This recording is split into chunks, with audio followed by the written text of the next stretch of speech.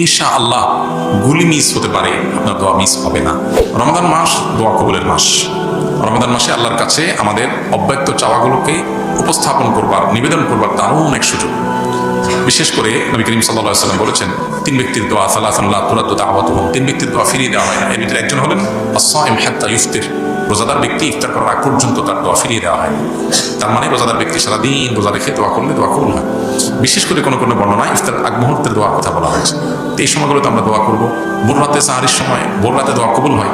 সারা বছর আমরা অনেকে তাহাজ্জুদ করতে পারি না, তো রমজানের সাহারির সময় আমরা সবাই উঠি, যার কারণে রমজানের 30 দিন চাইলে আমরা ভোর রাতের দোয়াটাকে আমরা গ্রহণ করতে পারি, এই সুযোগটাকে গ্রহণ করতে পারি। সারা বছর পারি না, তো অনেকেই, বেশিরভাগ লোকই ভোর রাতে উঠে সাহারিটা রেখে ফজর নামাজ পড়তে চলে আসেন।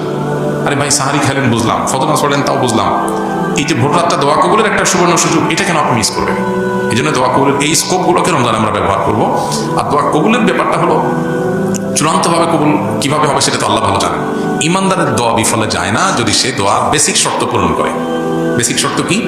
হালাল উপার্জনকারী, হালাল ভক্ষণকারীর দোয়া কবুল হয়, হারামখোরের দোয়া কবুল হয় না।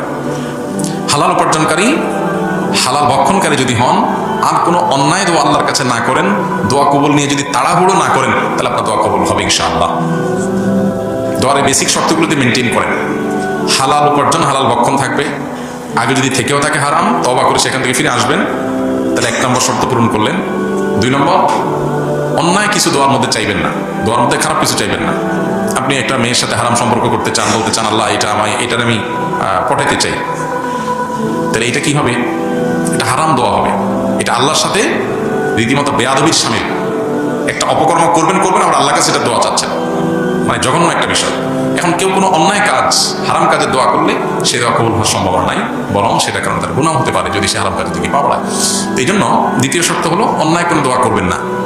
3 নম্বর শর্ত হলো দোয়া কবুলের জন্য তাড়াহুড়ো করবেন না। তাড়াহুড়ো না করার মানে হলো আল্লাহ কই দোয়া করলাম কবুল হলো না, তো দোয়া করছি, আমার দায়িত্ব শেষ, এবার আমার কাঙ্ক্ষিত জিনিস পেলে বুঝতে হবে এর মধ্যে কল্যাণ আছে, না পেলে বুঝতে হবে এটা না পাওয়ার মধ্যে কল্যাণ আছে, আল্লাহ আমাকে এর চাইতে বেটার কিছু দিবেন। অথবা কোনো কোনো ক্ষেত্রে দোয়া কবুলের একটা পদ্ধতি হলো আখিরাতে আল্লাহ তাআলা দেন। অতএব আমি আল্লাহর উপরে ছেড়ে দিব, তাড়াহুড়া করবো না। আর কায়ে মনোবাক্যে বিনয়ের সাথে দোয়া করবো, দোয়াতে দরুদ শরীফ থাকবে, আল্লাহর প্রশংসা থাকবে। এই বিষয়গুলো যদি আপনার দোয়ার মধ্যে থাকে, ইনশাআল্লাহ গুলি মিস হতে পারে, আপনার দোয়া মিস হবে না। ইমানদারের দোয়া বিফলে যায় না ভাই। এই শর্তগুলো মেনটেন করে যদি আপনি দোয়া করেন, যেগুলো হাদিস দেওয়া হয়েছে, তাহলে সেক্ষেত্রে আপনার দোয়া যেটা চেয়েছেন হুবহু সেটা পাবেন। এটা একটা পদ্ধতি কবুলের। আরেকটা হতে পারে যেটা চেয়েছেন সেটা পান নাই, এর চেয়ে দরকারি কিছু পেয়েছেন যেটা আপনি চান নাই, হতে পারে না? অনেক সময় দেখা যায় বাচ্চারা আমাদের কাছে একটা জিনিস চায়,